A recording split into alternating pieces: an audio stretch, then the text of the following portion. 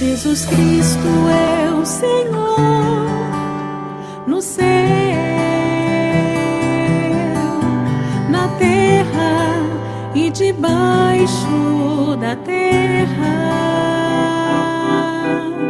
Ele é santo. Cualquiera pues que me oye estas palabras y las hace, le compararé a un hombre prudente que edificó su casa sobre la roca.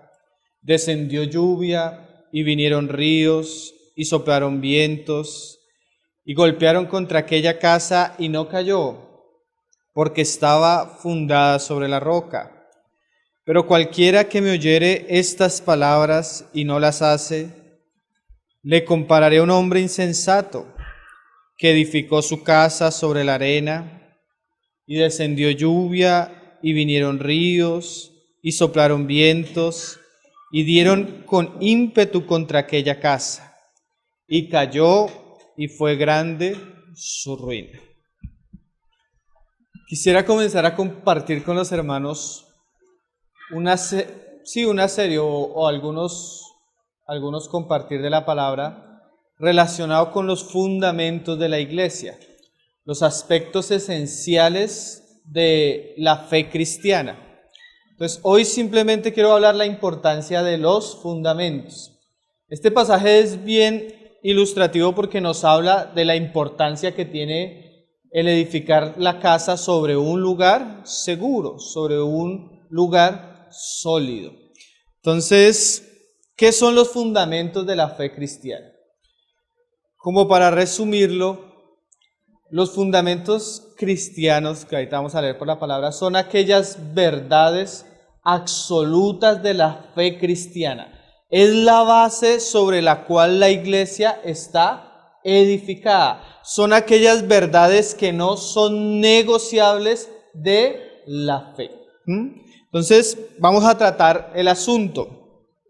Yo quiero usar para ilustrar un poco la parábola que acabamos de leer, una situación que sucedió en Estados Unidos hace, creo que más o menos 11 o 10 años. ¿Ustedes acuerdan lo que sucedió con el huracán Katrina? El huracán Katrina golpeó la ciudad de Nueva Orleans, creo que más o menos fue el 30 de agosto del 2005, me parece que fue hasta el día de mi cumpleaños, el 30 de agosto. Pero ¿qué fue lo que sucedió? Este fue uno de los grandes huracanes que ha golpeado a Estados Unidos y acabó casi con la ciudad de Nueva Orleans. Eso fue una tragedia terrible. Las cifras fueron más o menos así como para que usted se ilustre un poco. Dice, murieron 1,836 personas. Las pérdidas económicas fueron de 151,000 millones de dólares. Se perdieron más de 700 personas y 1 millón de casas quedaron dañadas. Este ha sido tal vez, dicen que más o menos desde 1921, el huracán que ha tenido más daños sobre este país. Pero lo curioso es que dicen que no fue una de las grandes tragedias naturales, que en sí cuando estudian el asunto fue uno de los grandes fracasos de la ingeniería de Estados Unidos. ¿Por qué? Porque la ciudad estaba ubicada de tal manera que era muy probable que se inundara. Entonces ellos, como sabían que era algo que podía suceder fácilmente, ellos hicieron unas barricadas o unos diques para que eso nunca llegara a suceder. El problema no fue el huracán, sino el problema fue que el diseño y la manera que fundamentaron los diques fue de una manera, ¿cómo decir? Una manera barata. No invirtieron lo suficiente para fundamentar los diques, y cuando vino el río y creció por el huracán, los diques que aparentemente se veían muy estables comenzaron a ceder de su base. O sea, los fundamentos comenzaron a romperse, inmediatamente cayeron los fundamentos, cayeron los diques y se inundó el 80% de la ciudad. Una de las ciudades más prósperas de Estados Unidos llegó a ser prácticamente una laguna. ¿Qué fue lo que pasó? No edificaron bien los fundamentos. Entonces, eso es una buena parábola lo que el Señor nos está diciendo. Si nosotros edificamos la casa con fundamentos que no son sólidos, al venir la tormenta, al venir la prueba, nos podemos encontrar con una ruina. Eso fue Nueva Orleans. Pero si usted sinceramente mira el cristianismo de nuestra época, no es muy diferente. Hay gran cantidad de ruina, hay gran cantidad de pobreza espiritual, hay gran cantidad de muertos, no fuera de la ciudad, sino en medio de nuestras reuniones y en medio de muchos los cristianos que vemos ruina en su vida, vemos ruina en sus casas, vemos ruina de muchas maneras. Y el problema, muchas veces nosotros lo queremos solucionar con los asuntos externos, pero nos damos cuenta que muchas veces el cristianismo y la casa de Dios ha fracasado es porque no ha tenido buenos fundamentos. Entonces, he aquí la importancia que nosotros dediquemos tiempo a conocer cuáles son los fundamentos de nuestra fe. Porque muchas veces tú hablas con cristianos y dices, bueno, ¿cuál es tu fe? ¿En qué está basada tu fe? ¿Sobre qué está edificado lo que tú crees? ¿Por qué es tan diferente hablar contigo a hablar con un musulmán? ¿Por qué tú dices que tú tienes la verdad y el testigo de Jehová no la tiene? Porque yo digo que yo conozco al Dios verdadero y el católico no lo está conociendo. ¿Qué me diferencia lo verdadero de lo falso? ¿Sobre qué está edificada la iglesia? Entonces es importante que nosotros tengamos tiempos como hijos del Señor para conocer el fundamento de nuestra fe. ¿No creen? No quisiéramos ser como la ciudad de Nueva Orleans. ¿Saben que la mayoría de las personas que murió en esta catástrofe eran ancianos? ¿De qué habla esto? Que muchas veces los que sufren las consecuencias de la falta de fundamentación espiritual son los creyentes más débiles. Muchas veces la generación que viene, muchas veces los hermanos que están escuchando, no tienen algo seguro sobre lo cual fundamentar su fe. Y nosotros a veces como siervos del Señor o prestando un servicio al Señor, enfatizamos en las ramas. Ellos miraban los diques y por arriba los materiales eran muy buenos, pero no invirtieron en la base, que fue la que causó que los diques cayeran, cedieran. Y si se cae de abajo, de ahí para arriba, no le queda nada, no queda nada edificado. Entonces vamos a hablar un poco hoy, no vamos a entrar en los temas. Hoy vamos a hacer una introducción para ver la importancia de los fundamentos. ¿Vale? Vamos a leer otros pasajes. Vamos a leer el Salmo 11, el verso 3. Un pasaje que es muy diciente, es un pasaje que siempre usamos cuando vamos a tratar estos asuntos. Salmo 11, verso 3. Dice, ¿lo tiene, hermano? Dice, si fueren destruidos los fundamentos, ¿qué ha de ser o qué ha de hacer el justo? Es una buena pregunta que hace el salmista. Si se caen los fundamentos, ¿qué va a pasar con los justos? Si no hay fundamentos, ¿qué se puede esperar de la iglesia? Si todo lo que sostiene verdaderamente la iglesia se cae, ¿qué va a pasar con la iglesia? No es una pregunta que hace el salmista. Son preguntas que comienzan a despertar nuestra conciencia sobre la importancia de estos asuntos. Vamos a leer otros pasajes. Primera a los Corintios capítulo 3, verso 10.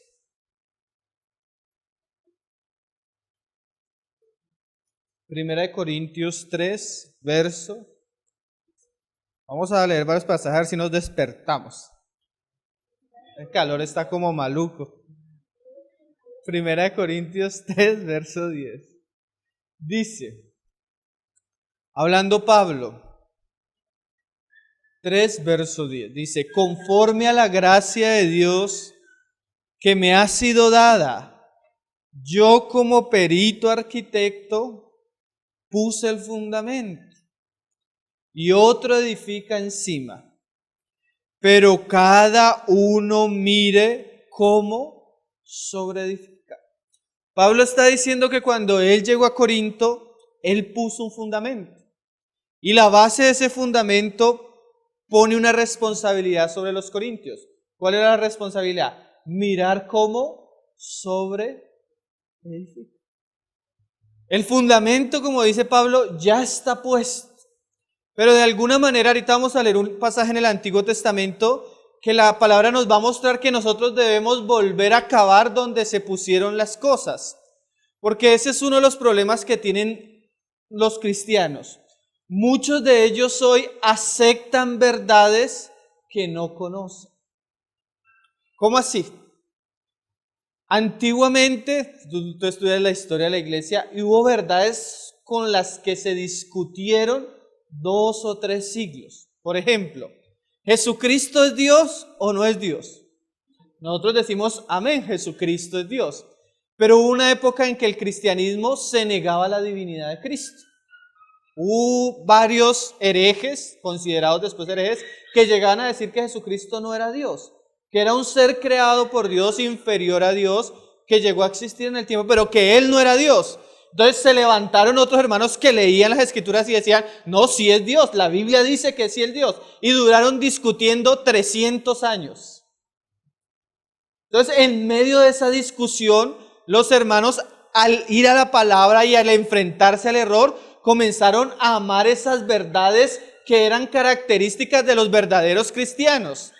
Pero había otros que con el tiempo llegaron a aceptar por lo que ellos pelearon. Entonces muchos de nosotros decimos, sí, Jesucristo es Dios. Pero muchos de los que decimos Jesucristo es Dios, ni siquiera sabemos en qué pasajes de la Biblia se dice que Él es Dios. Muchos de los que decimos que sí Él es Dios, no podríamos usar el Antiguo Testamento para mostrarle a un judío que verdaderamente Él es Yahvé Elohim. Muchos de los que decimos que Él es Dios, no conocemos la doctrina acerca de la divinidad de Cristo. Entonces, el fundamento ya está puesto, pero muchas veces nosotros aceptamos ese fundamento sin conocerlo, sin profundizarlo y sin dejar que eso impregne nuestra fe. ¿Sí me estoy haciendo entender? Entonces aceptamos verdades que no conocemos. Aceptamos verdades que no amamos. Aceptamos verdades que no defendemos. Entonces, sí hay un fundamento, pero muchas veces no es sólido porque no se ha pasado el suficiente tiempo delante de Dios y delante de la palabra, donde eso se arraigue en nuestros corazones. Y Pablo dice, pero cada uno mire cómo sobreedifica. O sea, nosotros no podemos edificar de cualquier manera, porque hoy ¿qué pasa? Hoy leía una frase que me mandaba un hermano bien importante, creo que es de Martin Lloyd-Jones, y él decía, el falso profeta no está preocupado de enseñar doctrinas claras. Él simplemente llena a los creyentes de ilusiones con una falsa esperanza, pero que no los arraiga en la verdad. Entonces tenemos un cristianismo muy emocional, donde los cristianos quieren ir a sentir, a ver, a tocar, pero tenemos un cristianismo donde poco se invierte en la doctrina, en los fundamentos, en las verdades. A tal punto que tenemos cristianos de 10, 15 años, y cuando tú comienzas a hablarle los fundamentos de la fe cristiana, se han parado a decirnos, hermanos, yo nunca había escuchado eso. En estos días estuvimos compartiendo algo donde nosotros vivimos, y se paró un hermano que fue a un seminario cristiano, tiene título de pastor. Mis hermanos, es increíble. Yo nunca había escuchado, en lo tanto que llevo de reunirme en una iglesia cristiana, una predicación sobre la divinidad de Cristo. Una predicación sobre que Jesucristo es el Mesías y lo que eso significa. No lo he escuchado, hermano. Eso que usted me dijo es totalmente nuevo. Y era el pastor. Y era el predicador. Porque hemos construido un gran cristianismo, una gran ciudad sin fundamentos. ¿Saben qué es lo que pasa? A la iglesia no solo se le viene el Katrina. La iglesia constantemente está sufriendo vientos y ríos. Y muchas veces cae el cristianismo y nos preguntamos por qué. No tenemos fundamentos. Entonces yo quiero, por lo menos en lo que nos permita el Señor, hablar ciertos asuntos fundamentales de nuestra fe, que seguramente cuando yo le diga, hermano, ¿usted cree eso? Usted me va a decir, amén. Pero si yo le dijera, explíquemelo, pocos lo podrían explicar. Pero para eso estamos, para edificarnos y fundamentarnos en la fe. Amén. Vamos a leer otros pasajes. La palabra de Pablo es ahí, mire cómo usted está sobre edificando. No se puede hacer de cualquier manera. No se puede hacer de una manera ingenua o imprudente o ligera. El verso 13, de ahí de 1 Corintios 3, dice, la obra de cada uno se hará manifiesta, porque el día la declarará, pues por el fuego será revelada, y la obra de cada uno cual sea, el fuego la probará. Entonces, ¿qué está diciendo Pablo? Mire cómo sobreedifica, pero ustedes harán una cosa, todo lo que hagamos va a ser probado.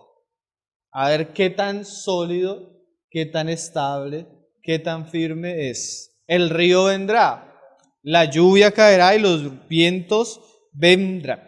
Vamos a hablar de ciertas verdades que son fundamentales. ¿Cómo cuáles? Bueno, vamos a leer los pasajes por lo menos para ir ya comenzando a ver sobre qué vamos a hablar. Mateo 7:24, que fue el pasaje que leímos ahorita.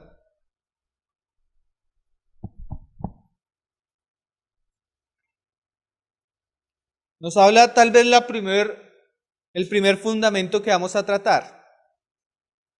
Dice el Señor, lo leímos ahorita.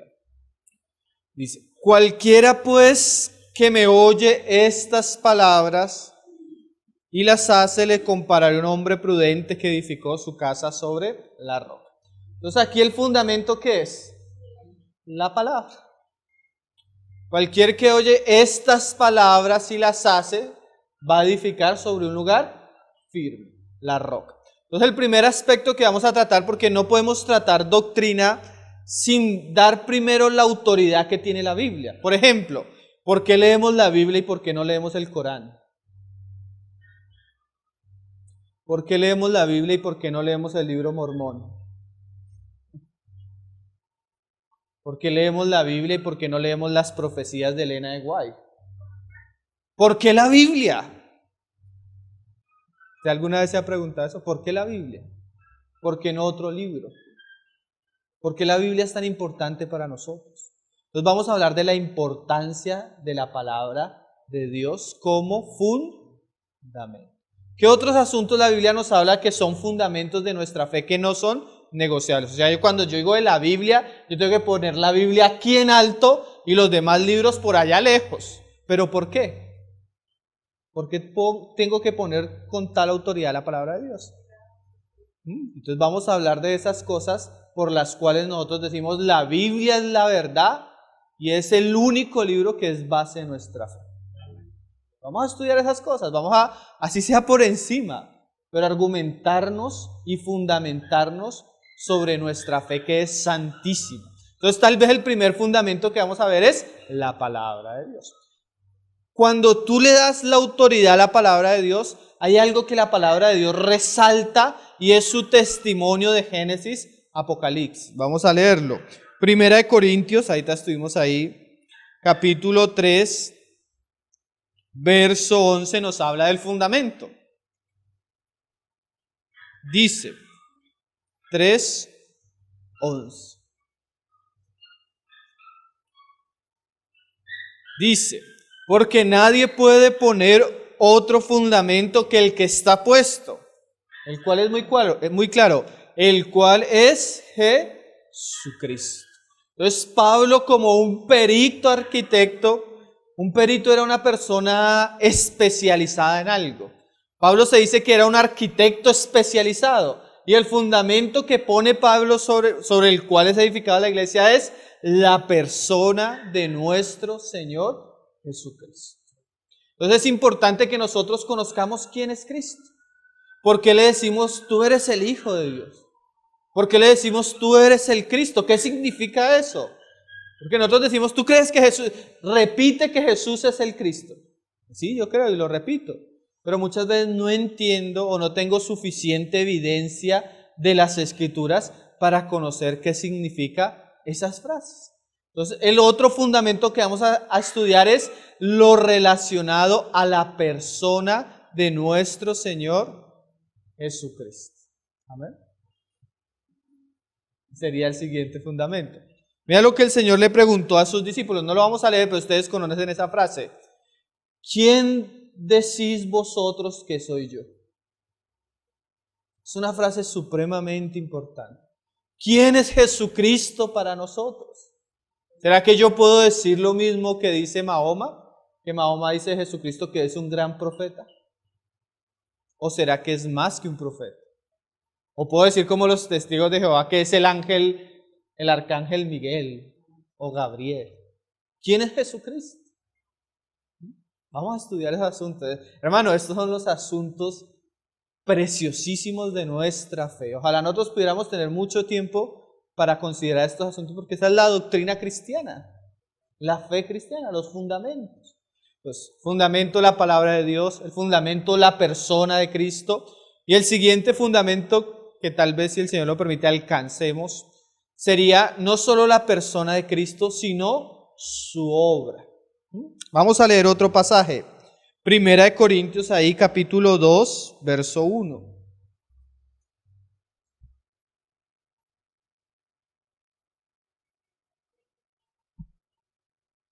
Primera de Corintios 2, verso 1, mira lo que dice Pablo. Así que, hermanos, cuando fui a vosotros para anunciaros el testimonio de Dios, no fui con excelencia de palabras o de sabiduría, pues me propuse no saber entre vosotros cosa alguna. O sea, imagínate lo que conocía Pablo de las Escrituras.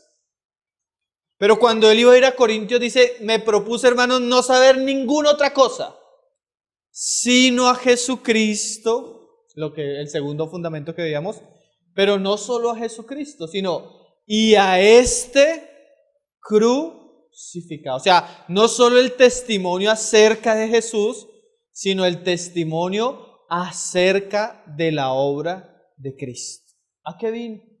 Porque esa es una de las grandes piedras de tropiezo, que los judíos esperaban un Mesías, pero no esperaban un Mesías crucificado. Entonces, ¿por qué Cristo tuvo que morir?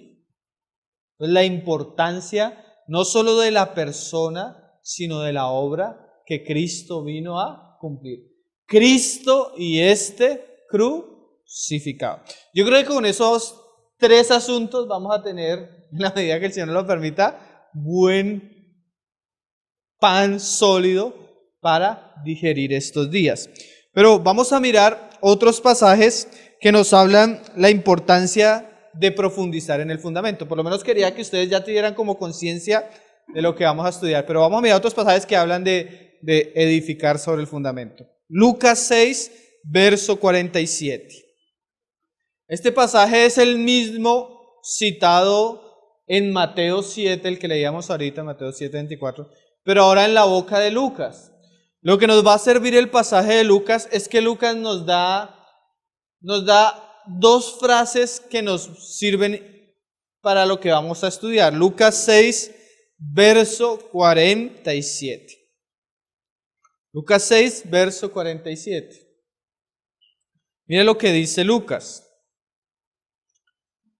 Todo aquel que viene a mí y oye mis palabras y las hace, os indicaré a quién es semejante. Semejante es al hombre que al edificar una casa, ¿sí? Es el mismo pasaje de Mateo.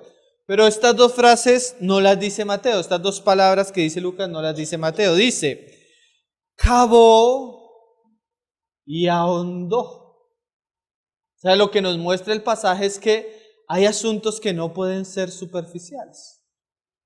Porque si son superficiales, no van a ser seguros. A veces al frente de mi casa construyeron un skatepark. ¿Sí saben qué es un skatepark?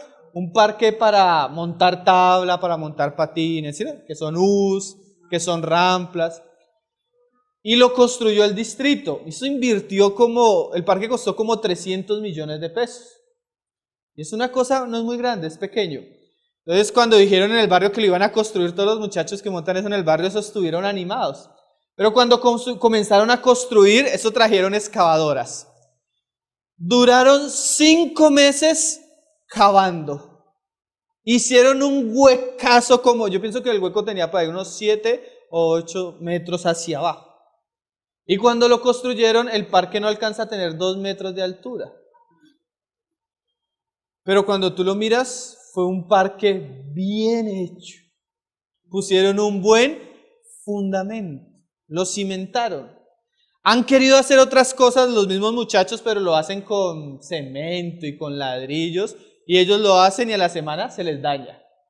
Pero el que hizo el distrito lo hizo tan bien que eso ha durado, pero ellos invirtieron tiempo, nomás cavando, profundizando, como 5 meses. Cuando lo hicieron duraron 1 mes. Y mira lo tremendo, eso hacen las personas del mundo con cosas que son pasajeras. Pero nosotros queremos un cristianismo así, rápido. ¿Para qué profundizar? ¿Para qué cavar? A los cristianos hoy te dicen, ¿para qué doctrina, hermano? Háblenos algo que nos haga sentir. Los cristianos quieren sentir, quieren salir llorando, pero no quieren ser fundamentados. Y aún la persona del mundo que construye un parque o un edificio debe saber que si la base no es firme, se va a caer lo que construyamos. Y el Señor usa 2 palabras, cavar y ahondar. No puede ser algo superficial. Hermano, la fe cristiana no tiene nada de superficial. Todo lo de Dios es precioso, todo lo de Dios es profundo y todo tiene algo rico. Pero ¿saben qué? Aún la misma naturaleza nos muestra algo, que las cosas preciosas, aún las piedras preciosas, tú no las encuentras por encima. ¿Tú quieres ir a conseguir diamantes? Tú tienes que ir, cavar, no solo cavar, a veces tienes que construir toda una para poder, ¿cómo se llaman? Toda una mina, abrir la mina, profundizar en la mina y cavar en la mina. Y en la medida que tú comienzas a cavar, te encuentras con lo precioso. Y así son las verdades cristianas y la revelación de Cristo. No es superficial. Por eso pocos la conocen, porque el Señor no la dejó tan fácil. Él quiere que nosotros cavemos y ahondemos. ¿Por qué? Porque el que cava y ahonda muestra que el asunto le interesa. ¿Sí? Pero si nos lo dieran como así tan fácil. ¿Saben que eso pasaba en el tabernáculo? Usted el tabernáculo lo veía por fuera y la cortina de afuera era como de un tejón, de un animal del desierto. Pero usted comenzaba a quitar la cortina de afuera y ya comenzaba a encontrarse cortinas de púrpura. Pero todavía no es tan... Quitaba la otra de púrpura y comenzaba ya a encontrarse el lino fino. Quitaba el lino fino y ya estaba en el lugar santo y comenzaba a encontrarse puras cosas en oro, en bronce. Y usted comienza a profundizar y se comienza a encontrar con cosas más preciosas. Entonces vamos a tratar, en pocos días no se puede profundizar, pero por lo menos despertar la conciencia para que nuestro corazón sea estimulado a buscar sobre estos asuntos. ¿Amén? Vamos, miren lo que dice, cavar y ahondar. Vamos a usar el ejemplo que les decía ahorita de Génesis en el Antiguo Testamento, de un personaje que cavó. Génesis 26, verso 17. Vamos a leer el ejemplo de Isaac. Dios se identifica con Abraham, Dios se identifica con Isaac y Jacob. 26, sí. Génesis 26. Vamos a leerlo desde el 17. Está hablándonos del peregrinaje de Isaac. Y dice, e Isaac se fue de allí y acampó en el valle de Gerar. Y habitó allí. ¿Saben que la palabra Gerar en el hebreo significaba contienda? Dice que Isaac acampó en el valle de la contienda. Y es interesante que casi los asuntos que vamos a estudiar, los fundamentos, son los asuntos donde las grandes contiendas cristianas se han gestado. Las grandes discusiones doctrinales están relacionadas en esto. Son los asuntos donde muchos cristianos han pasado años discutiendo por la verdad, combatiendo, como dice Judas, ardientemente por la verdad. Muchos cristianos piensan que ser cristiano es solo simplemente escuchar canciones bonitas. Pero muchos, hasta tú los escuchas decir, no hermano, a mí hábleme de Cristo, pero no me hable de doctrina, porque la doctrina divide. Ellos no quieren estar en discusiones de doctrina, ellos no quieren estar en discusiones de la verdad. Pero tú te das cuenta que la doctrina de Cristo es la verdad. Y que a veces hay que combatir por esa verdad. Y a veces el Espíritu Santo nos lleva a esos lugares donde ha habido contienda. A veces nos lleva a discutir por la fe, a defender la fe. A veces cuando usted se convierte a Cristo, uno no valora mucho eso. Un día estaba un joven en la reunión y se me acercó y me dijo, hermano, ¿qué enseñanzas usted me recomienda para escuchar? Porque yo soy nuevo y quiero fundamentarme. Yo le dije, mira, hay dos temas que me parecen buenos. Uno se llama Conociendo al Jesús verdadero y el otro se llama, creo que uno sobre la Trinidad. Entonces cuando yo le dije eso, él me dijo como, ¿en serio, hermano? Sí, hermano, escúchate eso. A los días volvimos a hablar y no se las escuchó. Pero sí se escuchó una sobre el matrimonio, sí se escuchó una sobre otros temas. Pero llegó a la universidad y estaba vendiendo cosas en la universidad y se le acercó un testigo de Jehová. Y lo cogió el testigo de Jehová con la Biblia, le hizo así, chin, chin, chin, y lo mandó llorando para la casa. Entonces se nos volvió a acercar, hermano, estuve hablando con un testigo de Jehová y me dijo esto y me dijo esto. Le dije, hermano, escúchate la serie Conociendo al Jesús verdadero. Voy a ponerle cuidado. Entonces, esta vez como lo había dejado el testigo de Jehová así chiquito y se lo iba a encontrar otra vez, esta vez sí como que le dedicó tiempo al asunto. Y me decía, oye hermano, de verdad que estos son los asuntos que nosotros necesitamos conocer. ¿Cuándo uno no valora la doctrina? Cuando no ha estado en el valle de Gerar. Pero cuando, digamos, un familiar tuyo se convierte al adventismo del séptimo día, tú vas a conocer lo importante que es conocer el Evangelio sin las obras de la ley. Pero antes no lo sabías y no le hallabas lo importante. Entonces a veces el Señor como que nos pone un poquitico en la guerra, en el valle de Gerar. ¿Para qué? Para que amemos lo verdadero. Y mira lo que hizo Isaac. Dice, y acampó en el valle de Gerar y habitó allí. O sea que ahí no se puede pasar tan rápido. Donde hay contienda, donde hay discusión, hay que pasar tiempo. Y dice, y volvió a abrir Isaac los pozos de agua que habían abierto en los días de Abraham, su padre. Por eso les decía, el fundamento ya está puesto. ¿Cuál es? Jesucristo. Pero nosotros como cristianos muchas veces somos llamados a cavar en los pozos que los padres de nuestra fe abrieron.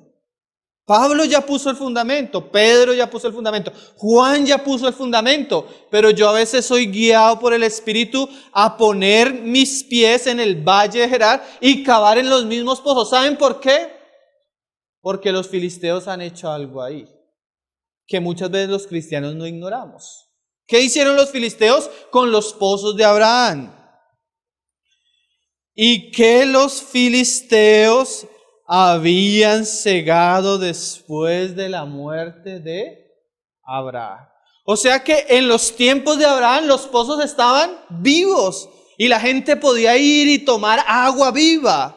Pero una vez muerto Abraham, el pozo fue tapado por los enemigos de Abraham, los filisteos. ¿Qué nos habla esto?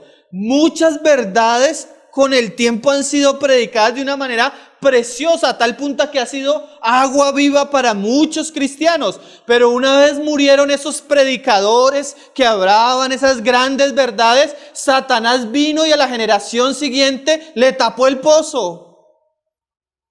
Es lo terrible. Satanás muchas veces nos ha tapado los pozos de donde los cristianos se alimentaban. Es que tú a veces vas a hablar con pastores y los pastores muchas veces no conocen ni siquiera cuáles fueron las grandes verdades que se retomaron en la Reforma. No lo conocen. ¿Por qué? Porque Satanás fácilmente nos dice, hablen de esto, hablen de prosperidad, pero no hablen de Cristo. Hablen de bendiciones, pero no hablen de doctrina. Y nos tapan el pozo. ¿Sabe que la palabra en el hebreo cegar, que usa ahí Moisés, en el hebreo literalmente es Satán, que significa guardar algo, cerrar algo, cubrir algo o ponerlo secreto? Satanás como que nos quitó lo fundamental y nos ha puesto a que meditemos en otras cosas. ¿Eso quién lo hace? Los filisteos. Pero ¿qué hizo el espíritu con Isaac? Lo llevó a los mismos pozos a que cavara para que volviera a tomar agua viva de los mismos pozos. Entonces, ¿qué vamos a hacer nosotros? Cavar en los mismos pozos que predicaron los apóstoles. Por eso Juan comienza, lo que hemos oído, lo que hemos visto, lo que hemos palpado, eso os anunciamos. ¿Qué vamos a hacer nosotros? No vamos a hablar nada nuevo, hermano. Vamos a cavar los pozos que cavaron nuestros padres, que Satanás ha querido tapar con el tiempo.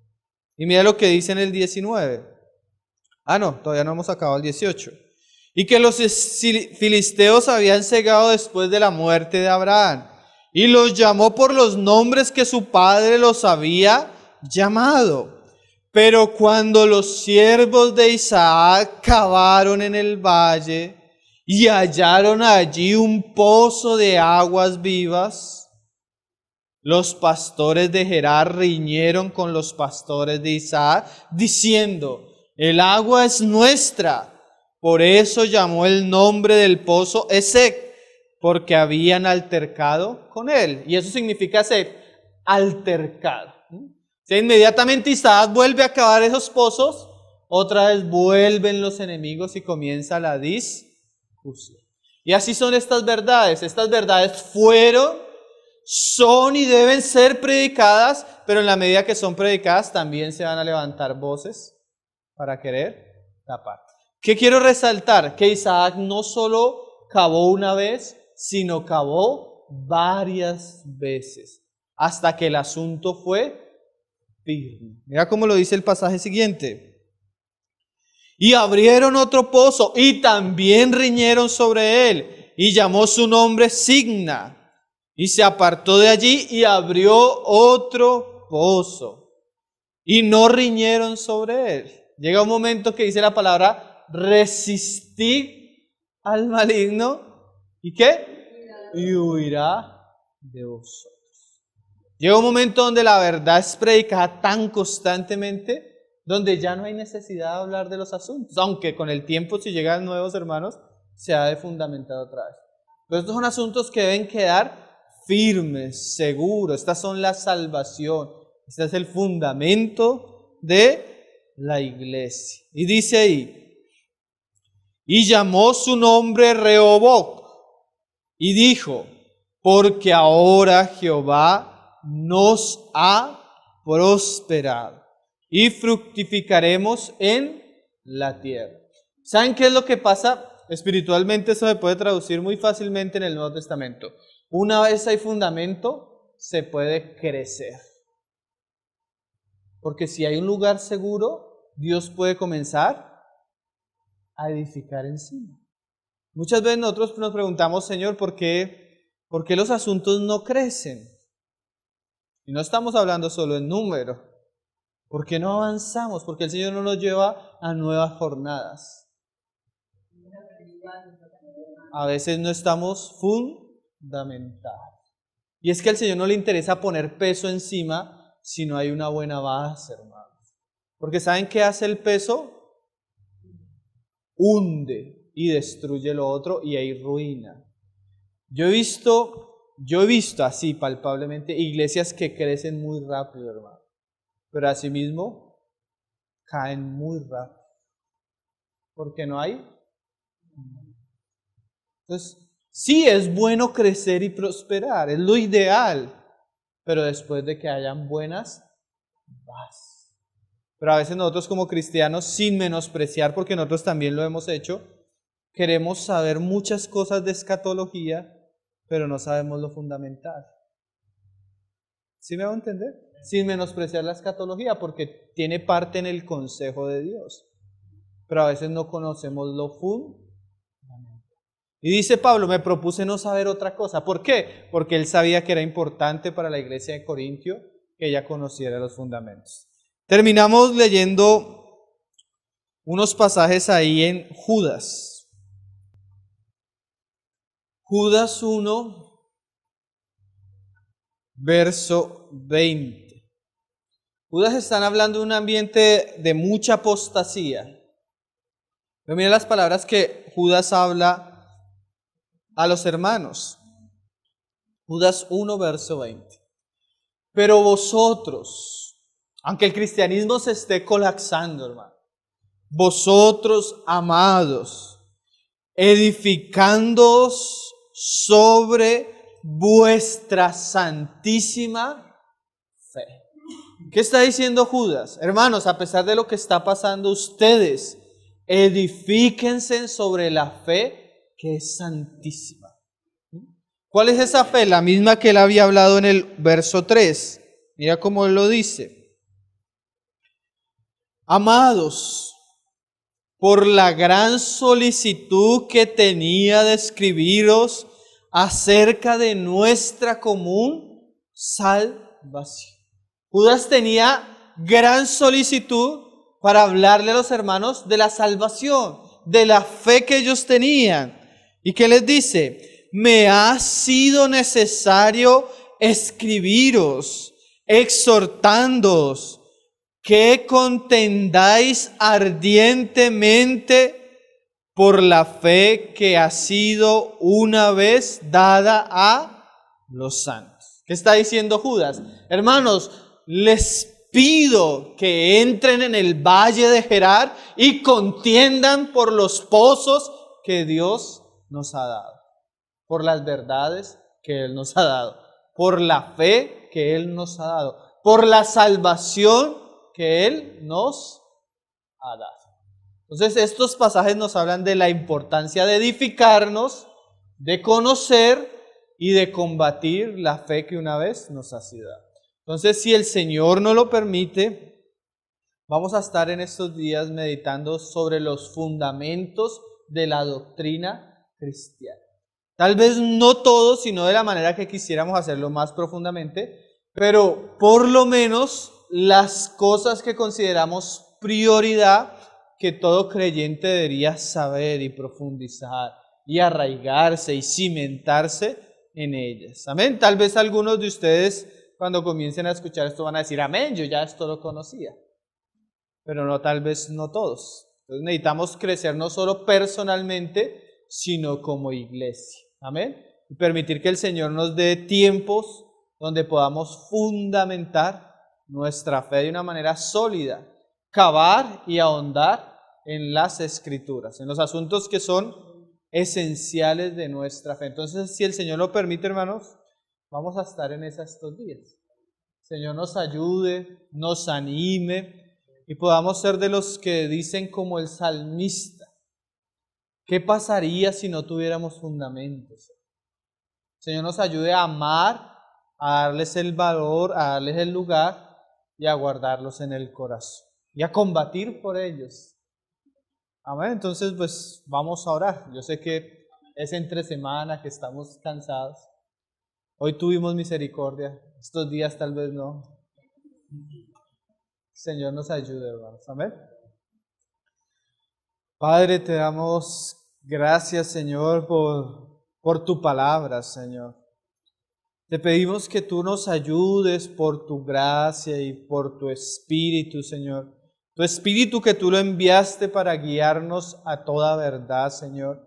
Que tú tomes esta comunión que vamos a tener, este compartir que vamos a tener estos días y nos ayudes, Señor. Nos des gracia, nos des de nuevo, nos des la capacidad de poder llegar a la fuente, Señor. Allí donde están las aguas vivas, Señor. allí donde está la verdad, allí donde está la salvación, allí donde estás tú mismo, Señor. Ayúdanos a arraigarnos y a cimentarnos en ti, Señor Jesús. Te pedimos para que tú pongas palabra, Señor, palabra verdadera, profunda, Señor, que llegue a lo verdadero, Señor. No queremos quedar encima, Señor, no queremos quedar en las ramas, Señor, sino queremos llegar a ti mismo, Señor, a conocerte, a entenderte, a seguirte, a obedecerte y a proclamarte, Señor. Ayúdanos, ponemos la comunión, el compartir de tu palabra, para que tú nos seas guiando en todo, Señor. También oramos, Señor, porque tú sabes que los filisteos se levantan, Señor. Tú sabes que el enemigo no gusta de la comunión, Señor. Tú sabes que el enemigo no gusta de estos tiempos, Señor, y él se opone, Señor.